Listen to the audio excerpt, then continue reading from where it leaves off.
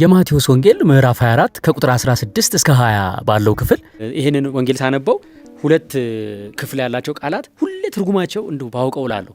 በዚያን ጊዜ በይሁዳ ያሉ ወደ ተራራ ይሽሹ፣ በሰገነት ያለ በቤቱ ያለውን ሊወስድ አይውረድ፣ በእርሻ ያለ ልብሱን ይወስድ ዘንድ ወደ ኋላ አይመለስ።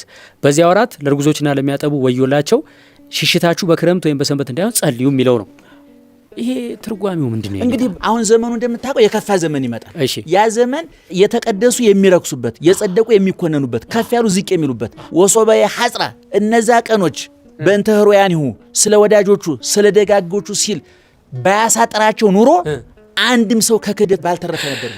የተመረጡትን ሳይቀር ያስቷቸዋል ይላል። አሁን አንዳንድ ሰው እገሌ እኮ ሳተ እገሌ ወደቀ መጀመሪያ ቆሞ ነበር ወይ እንደው እዛ ወደቀበት ተንከባሎ እንደው እንጂ እኮ የቆመ እኮ እውነቱን ለመናገር የቱ መንፈሳዊ ህይወቱ ነው? የቱ ጥንካሬው ነው? የዛን ጊዜ ግን በሃይማኖታቸው በምግባራቸው ጠንካራ የምትላቸው ሰዎች ከመከራው ጽናት የተነሳ የሚክዱ ሰዎች አሉ። ከሃይማኖት ይሞጣሉ እና ባለቤቱን ያለው እኮ።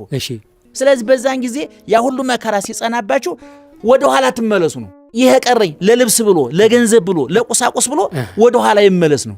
ዛሬ ብዙዎቻችን በገንዘብ ምክንያት በተለያዩ ምክንያቶች ሃይማኖታቸውን የለወጡ ከምግባር ያዳጡ ከበጎ ነገር የወጡ ከርኩሰት ከቅድስና የተፈናቀሉ ከሃይማኖት የተነቀሉ ከማተባቸው የተገነጠሉ ከድንግል ማርያም እቅፍ የወጡ ከክርስቶስ አንድነት የተፈናቀሉ ብዙዎች አሉ።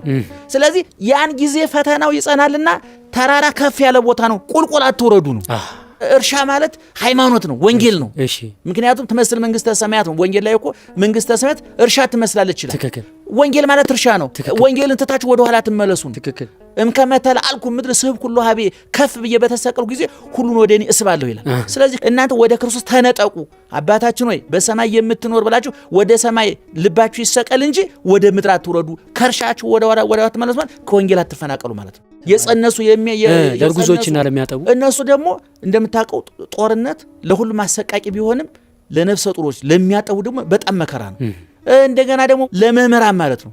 መምህራን በወንጌል ወተት ምእመናን የሚያሳድጉ ምክንያቱም ያን ጊዜ እነዚህ መምህራኑን በኃላፊነት ላይ ያሉትን እነዛን የበለጠ መከራ ያጸኑባቸዋል።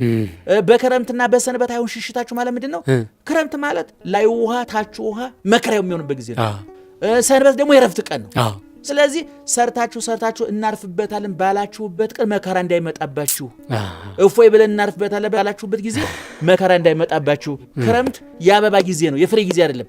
በአበባ በምግባር ሳትሰሩ በጎ ስራ ሳትሰሩ ክርስቲያን ተብላችሁ በማስመሰል ብቻ እንዳላችሁ ያለ ፍሬ ክርስቶስ እንዳይመጣባችሁ ተጠንቀቁ፣ ተዘጋጅታችሁ ኑሩባቸው።